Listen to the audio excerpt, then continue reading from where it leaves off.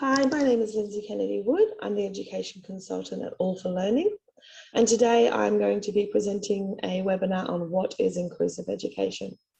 Now, during this webinar, I'm going to offer some ideas behind what inclusive education is and then offer some tips to help you to partner with your child's school to build that inclusive environment for your child. Now, you can contact me at info@allforlearning.com.au or check out our website www.allforlearning.com.au. There's free resources on there and it is an ever-growing website. So before we begin, I just wanted to give you a quick overview of what All for Learning is. So it's a company that I've created where I saw a need in there's a gap between inclusive education and children with a disability or children with complex needs. And I wanted to try and help bridge that gap and build some understanding and knowledge on how to include all students. So our vision is that all children and students are included in their mainstream local classroom, accessing age-appropriate curriculum with modifications and adaptations to ensure that all their learning outcomes are intentional, authentic, and leading to lifelong learners. So in that, the mission is to assist parents, teachers, schools, and students recognize what's possible when we create high expectations, have intentional but reachable goals. We include the student input and we always base our decisions on the long-term visions of that student and parent family. Who am I? Well, first and foremost, I'm a mother and a wife to my beautiful family. But right behind that is my passion that all children be given the best chance at life. And we know that education is one cornerstone of that and one where many are still being failed, especially if we look at the high school setting. I've been a teacher for over 14 years and I've worked as a classroom teacher, a special needs teacher, an inclusion teacher, and most recently as an education consultant for children with disabilities. And this is where my interest was really aroused in this area. So my ultimate goal is to partner with schools and parents and students and help them to see what's possible when we advocate and create learning that lasts a lifetime. So let's head back to inclusion. So we're talking about inclusive education today and where we've come from in that inclusive setting. Now, when we first started with with schooling and children with disabilities, unfortunately, history isn't kind and we learn a lot from it, but there was an exclusion model where students were isolated, institutionalized, marginalized, hidden from society and considered to be a burden. They weren't educated. If they were, it was very menial. They might be given menial jobs as well to fulfill and that type of thing. And they were often hidden behind, big buildings, big gates and that type of thing. Then we moved to a segregated model where special schools were created. So the special schools were first created for the vision and hearing impaired. And even today, there's new special schools still being built. Now, to fit a special school, you have to hit certain criteria. Within the school, you will see that children have a very low ratio. So it might be 6 children in the classroom with several teacher aides, teachers, allied professionals, interventionists, that type of thing. There's lots of support and things like that. So for some families, this is the way that they choose to go. And that's perfectly viable for them if that's their choice. We also, in the segregated setting, have the on-site units within mainstream schools. So some schools still have units where students might spend the majority of their time or all their time, especially if they're in reduced enrollment. And they're away from their peers. They're not learning the same content and that type of thing. Then we move to an integrated model where students are now spending more time in the classroom. They might have that one-to-one teacher aide. They might not be learning the same curriculum as their peers. They might be sat to the side, to the back, to the corner, and they're getting that intervention in a one-to-one setting. This is still not an inclusive model, although some schools will argue that, that might be best fit for that child, but that's not what true inclusion is. Then we've got what is authentic inclusion, where it's more than just the act of having the child in the classroom. It's being intentional. It's having the mindset. It's a cultural shift.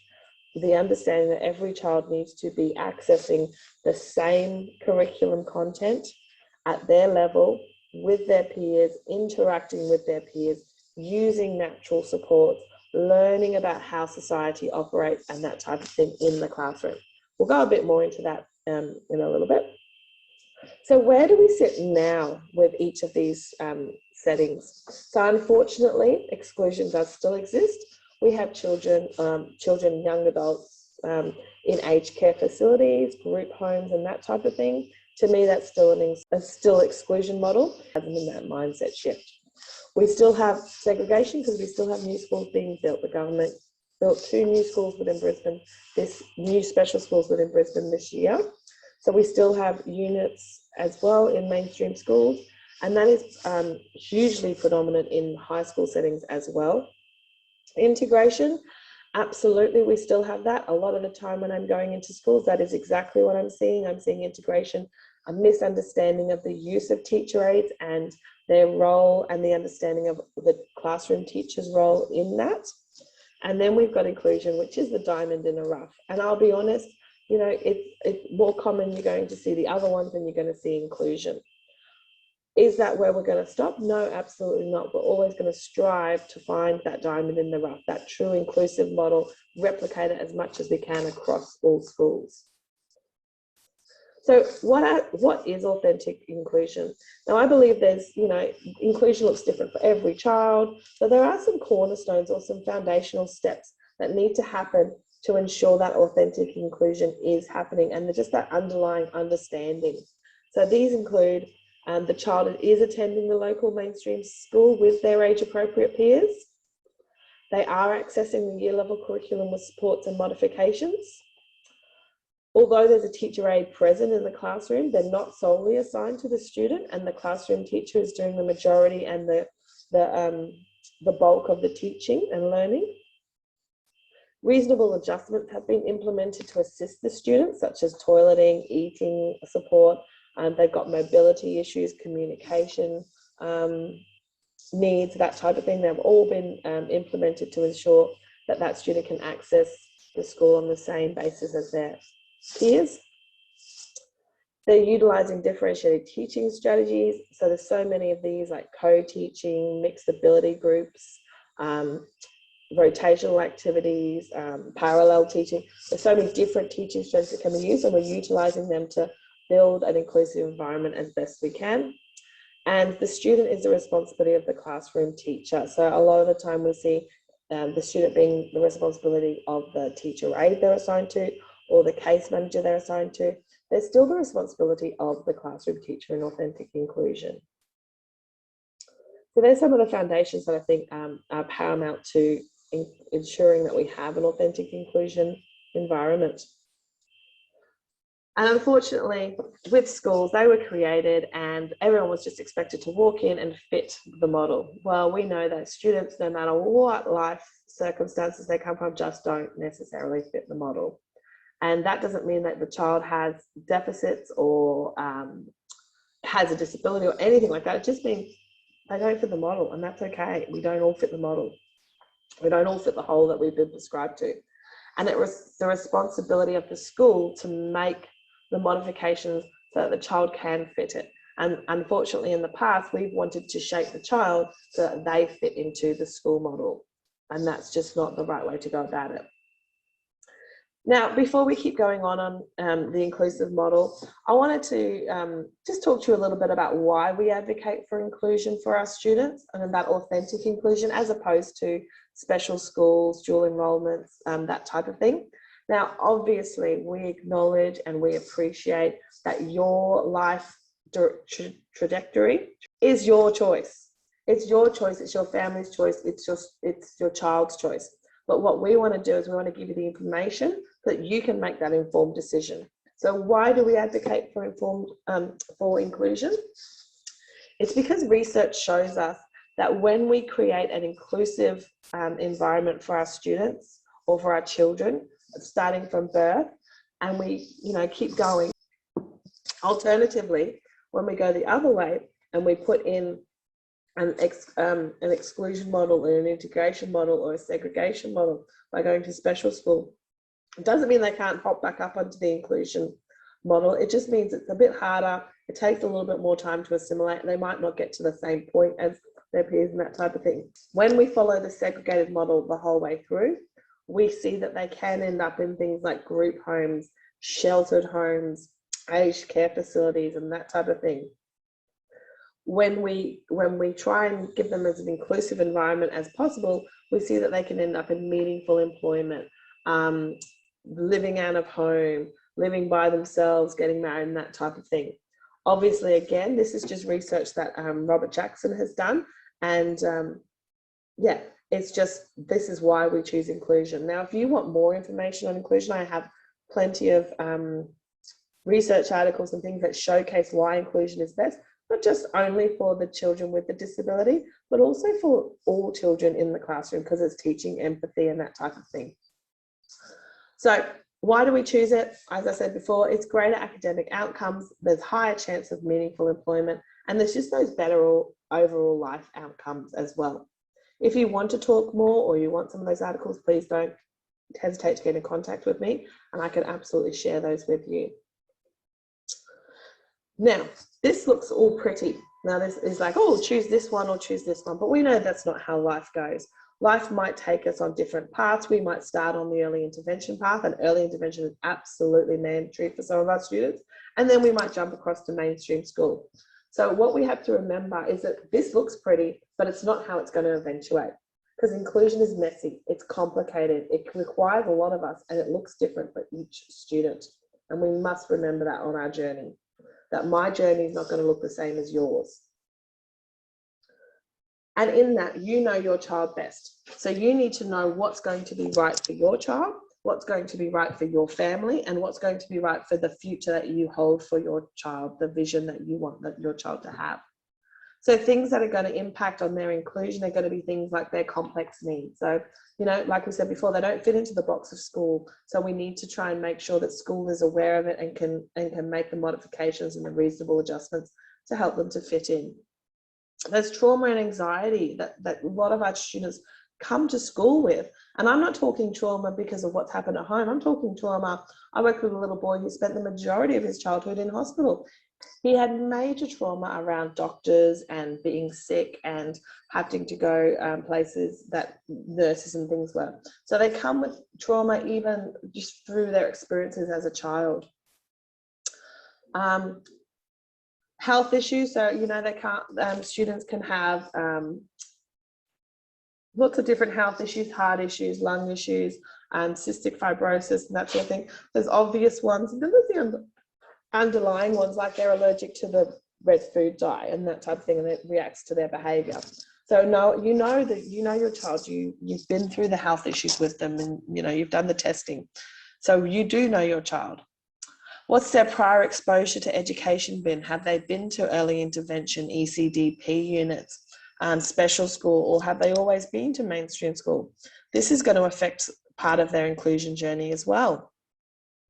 What's their ability level and the implications that might be due to their disability or things that have happened to them in their past?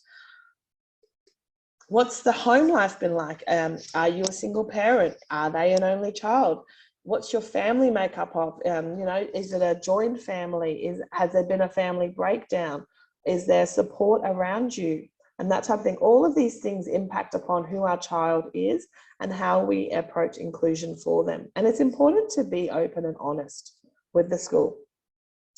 Early interventions that they might have had, speech pathologists, occupational therapists, psychologists, physiotherapists, music therapy, water therapy, any of those sort of things can all impact upon your child's ability and readiness to go into school as well. And communication obviously is quite paramount, but you know, if some students go into school with limited communication or no communication, so we need to make sure that there's something there too. And social skills, so have they had lots of experience with other children? Have they had no experience with other children? Are they good at sharing? That sort of thing. Now, I'm just going to show a picture of a kid. Pretend this picture is your child. So this is, I'm going to call him Zach. Now, when Zach presents at school, he's going to present a few ways. He's going to show behaviour, positive or negative, doesn't matter. He's going to show academic issues or prowess, you know, is he good at certain things? And he's going to show communication. These things are what the teacher sees. But underneath the surface, we know there's so much more that can be going on for students. So we know that there can be home life issues, there can be safety issues. There's needs that need to be met. There can be trauma, sleep issues, social skills, executive functioning, unregulated emotions.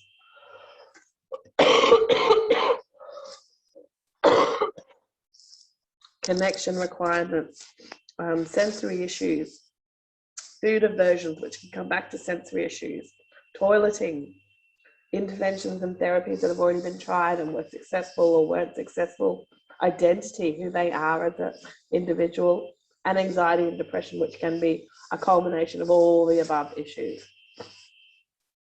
What we need to do is we need to help teachers to understand what's underneath.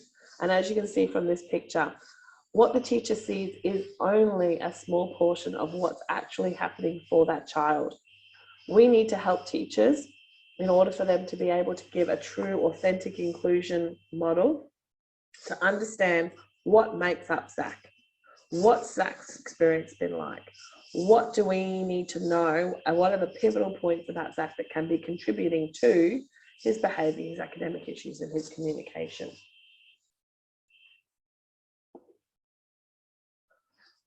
We also need to recognise that there's some things that schools do that helps kids to fit. So things like we don't expect all children to fit, and we don't expect it to be an easy fit. We expect that we're going to have to make some changes, but we also have high expectations.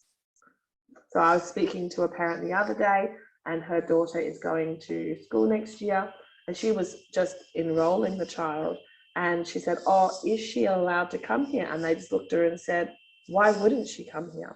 Her brothers come here. Of course she's welcome here." So they're not expecting it to be an easy fit. They recognise there's going to need to be changes, but they're more than willing to work and just accept her as she is. They have high expectations. So from day one, we want to make sure we're both on the same page and we've got those high expectations in place. We're prepared to make changes when something doesn't work. Let's try a different strategy. We're not going to give up and say, "Oh, well, the kid doesn't fit, so let's chuck them out," type thing. Let's get rid of them. We're going to keep trying and keep trying and keep trying until we find a strategy that works. I remember some of my behaviour techniques would work for one child but not another child, so I would have multiple behaviour techniques going on in one classroom because that's what worked for those students. And I had to work with what these children were presenting with me and work within to ensure that they were included and they were getting that positive reinforcement that they needed.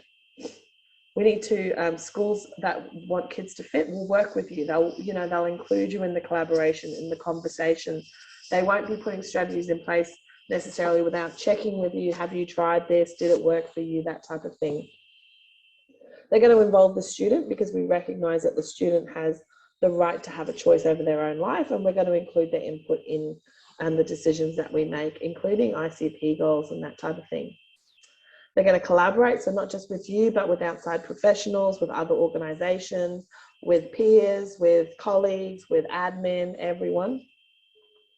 They're going to evaluate and assess how it's going, and when it's not working, we're going to try something different, or if it is working, let's extend it out and see if we can, get a little bit more out of them, make it a bit harder or challenge them a bit more. We're going to revise. They're going to revise what has and hasn't worked, change what didn't work, but keep with what has. Don't, throw the baby out with the bathwater type thing. And they're going to ask for help. So they're going to seek that help from outside organisations as well. So, whether it's Autism Queensland, Down Syndrome Queensland, other people like myself, they're gonna try and learn off other individuals to make sure that they're doing the best for that child.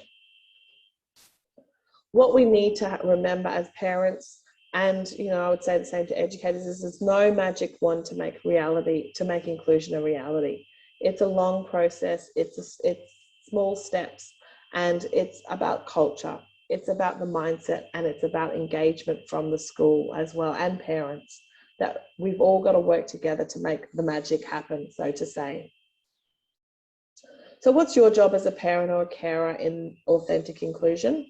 Well, I've done this as a little roadmap for you. So we start with student, and we want to be open and honest and prepared to work with the school about our child. So, you know, being open and honest about their behavior, you know, don't hide anything from them because they're probably going to see it anyway. Prepare them so that we can put strategies in place before we see those behaviors arise, and we can set those high expectations as well. Operate with empathy and understanding, remembering that your child is one of many. There might be 25 children in that class, so that teacher has 25 students to get to know. It's a work in process, and they might have limited resources as a mainstream school, but there are ways around it. There's ways that you can collaborate and work together, that type of thing. You want to collaborate, so you want to provide consistent high expectations through working together as home and school. And you want to work and share information. So some of the best partnerships was when home and school were working together, and we could work on behaviours or interventions together, and we were getting that consolidation at home. So it was a quicker process. We want to make sure that we're communicating with the school. So we want to keep it open and regular.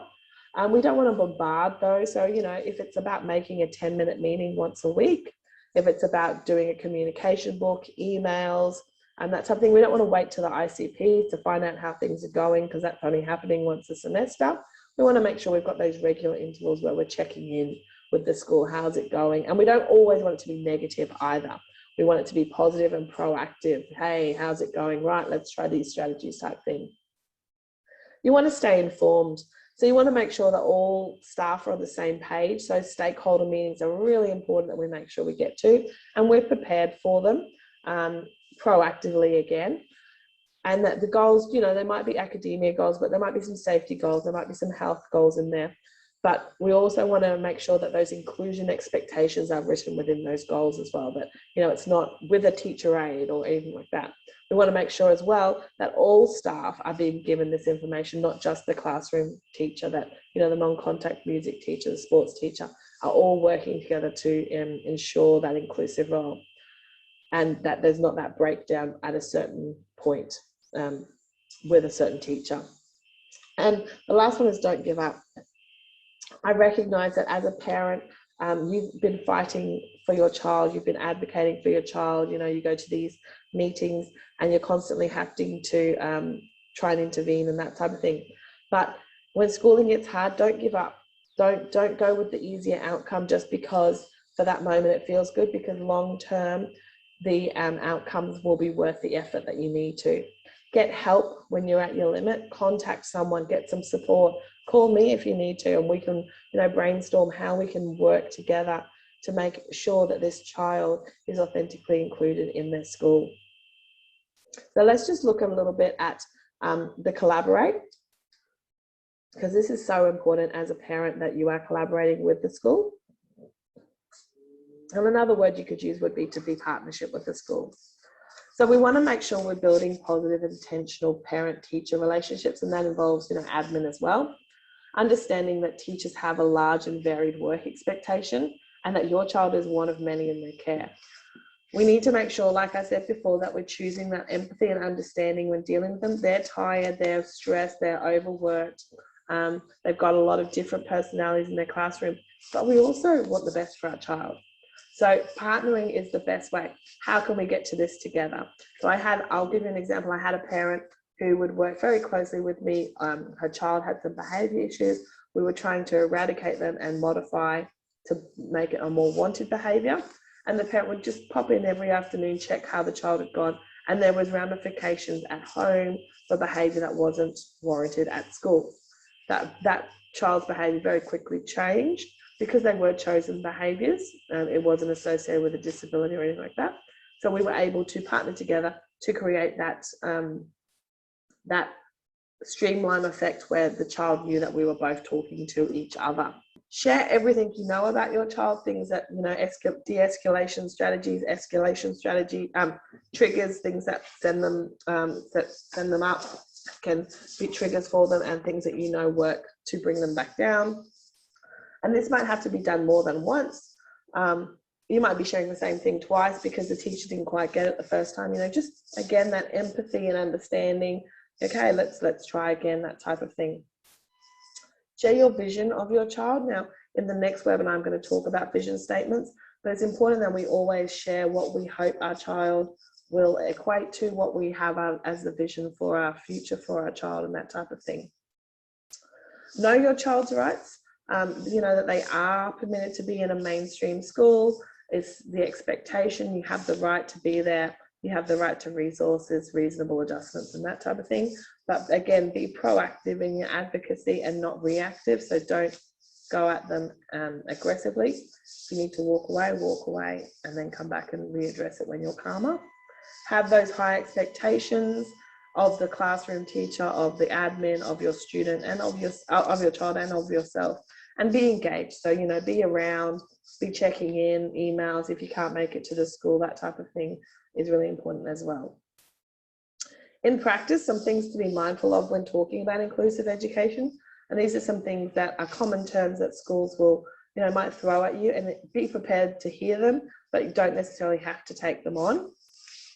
So there's reduced enrolment, where schools will say your child can't cope with a full day.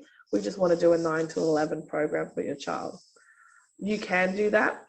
It will need to be a signed document, and it will need to showcase what it's going to, how it's going to be extended out, because children should be engaged in school for the whole day.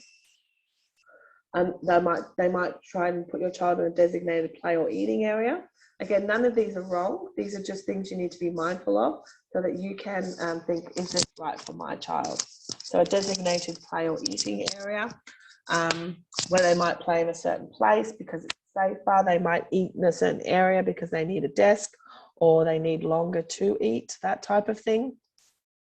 Dual enrolment, where they might be part-time at a special school or another sort of behaviour hub or Autism Queensland, and then part-time at the mainstream school. That's okay too if they're trying to do interventions and things like that, but just making sure that whatever they're doing, it's got an end date to it, and that they will be coming back to the mainstream school for full-time learning in the mainstream classroom.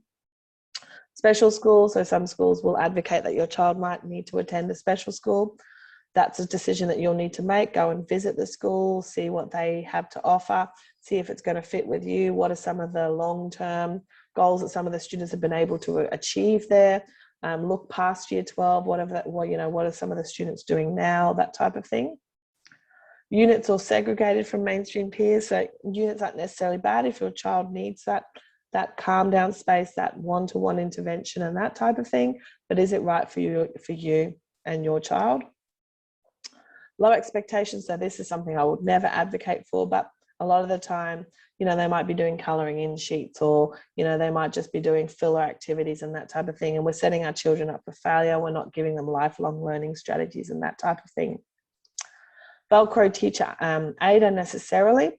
As I said before, you know, sometimes there's interventions that are going to need a full-time teacher aide to, you know, do some of the behaviour stuff or some of the interventions, but we don't want that to be a full-time expectation. We want to remove that as quickly as we put it in, and build that independence and the natural supports of their peers and their classroom teacher and that type of thing as well.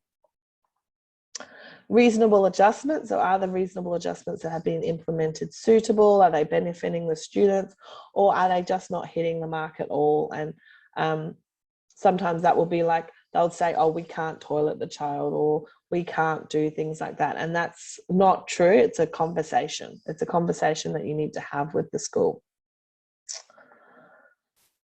Overall, you need to know what's best for your child and your family, and always aim for that to be your foundation and your point of reference. Remembering that how our children get to the end goal, which will be the vision that you have for them, they have for themselves, won't necessarily be a straight line. It might be a zigzag line. It might go forwards and then go backwards and then go forwards again. Where our children are on their own journey, we're all on our own journey. How we get there is completely okay. We just want to get there. The important thing is to take the steps to make the changes, no matter how small they may seem, because the impact is long-term. So if you've got specific concerns, questions, or you need support in any way, then please feel free to reach out and contact us. We do support and advocacy for families and schools. And just to give you some ideas of some of the things that we have done, I'll give you 2 examples. So we had Ethan. Ethan was in year 2 with co-occurring disabilities. He had a full-time teacher aide in an isolated area. He was actually behind a glass box, basically. He was working on a completely different curriculum. He needed assistance with toileting and eating, and he did those both with the aide solely. He had a constant playground supervision, which was right next to him as well. He had little to no peer interaction due to just that teacher aide constantly being present, and the student was making little to no progress academically and socially. So what were some of the interventions that we put in place for Ethan? Well, we made small steps. So the school was obviously at the very beginning of their journey of inclusion. So we weren't going to bombard them with massive, oh, well, you need to change everything. No, let's do some small steps. So we got Ethan back into the classroom. We started with doing a yearly contract. So where I would go and visit the school once a term, they would have conversations with me, and we could work together at the teacher's pace and at the inclusion coach's pace to make these strategies and interventions work for Ethan and the school in question. So they moved the student back into the classroom full time. The teacher aide interactions were gradually reduced, and natural supports such as the peers and the classroom teachers were introduced. The expectations were changed, where he was now to sit on the mat with the class. He was to go back to his desk when this class went back to his desk, and he was just following along with his peers because that's great natural support. And we learn off our peers as well. So he was just watching what was happening. Very quickly, he was able to move back into the classroom. We did lots of social stories about sitting on the mat, interacting with and engaging with the learning that was happening on the mat, because he's never had to do it. He didn't know how to actively listen. We had to teach him how to do all of those sort of things. How do we ask a question? How do we answer a question? That type of thing. How do we do things in groups? So lots of social stories need to happen. The curriculum content, which previously was just him seeing an A and saying that says at, was realigned with the year level with significant modifications and adaptations, but he's been able to access it and create things that work for him. We implemented lots of visual supports across the school, and these didn't just help Ethan, these helped all the kids in his classroom, and they were a good way to provide that static information for students to refer back to. We reduced the playground support. We took a step back approach, allowing for the natural supports and for allowing him to create some friendships where he was then playing cricket with his friends in the playground, and he loved it. So we're 2 years on and he's flourishing. The teachers are amazed with the outcome. He's reading. He wasn't reading before. He's reading, he's writing, he's engaged with his peer. He doesn't have a teacher aide anymore. There is a teacher aide who comes to visit the classroom, but it's not Ethan's teacher aide. And it's just been an absolute amazing change. And it's such a great thing to see that Ethan's being set up for his future. Another one is Susie. So Susie was a prep student with co-occurring disabilities. The school was pushing the parents to move to the local special school, but the parents weren't on board. She was on a reduced attendance. She had a designated play area with one peer, full-time teacher aide, isolated sitting in the classroom. And the parents stated that they were not seeing the behaviours at home, and that the behaviours that the school were having were solely school-based. So what did we do? Well, obviously the first thing I try and do is to visit the school and observe what's happening. I met with the administrators and teachers. We observed the interactions and work expectations that were happening with her. We implemented a whole bunch of visual supports, and there needs to be a lot of consistency around how we implement visual supports. And there are going to be webinars coming up and resources available around visual support soon. So watch this space. We discussed and outlined strategies that were going to work for Susie and implemented those. And then we put in a behaviour plan with social stories and narratives. Now, Susie's not a quick fix. Susie's going to be a long term because we're challenging mindsets here. This school wasn't on board. They wanted Susie to go to the special school, but with guidance and advocacy and prompting, we can make changes to help Susie. Susie is more engaged in the classroom. She's sitting on the mat more. She's learning the curriculum at the with her peers. There is still a teacher aide in the classroom. We're still working on removing that scaffold of that constant teacher aide support. We're trying to push towards a more inclusive playground model and obviously extending out attendance and that type of thing. What we have to remember is that nothing is going to be a quick fix. That again, inclusion is messy. Inclusion is different for every child and it doesn't look the same. Now, I hope you've enjoyed today's webinar on inclusion. If you do have any questions, please feel free to contact me. If you're struggling with inclusion, your school is not doing inclusion, we can absolutely work together. If you don't agree with something I've said and you would like more information, then please, feel free to contact me. It's all research-based, it's all experience-based, so I'm happy to share those with you as well. Remembering that your journey of inclusion is your journey of inclusion for you, your family, and your child. Now, our next webinar is happening next month. It's going to be on stakeholder meetings, and there are 2 different sessions. I'm looking at doing a different parent session as well, so it can be after school for those parents who can't attend the 10 a.m. session. But please feel free to register for those. And I would like to thank you for your time today and have a wonderful school holidays. Take care. Bye.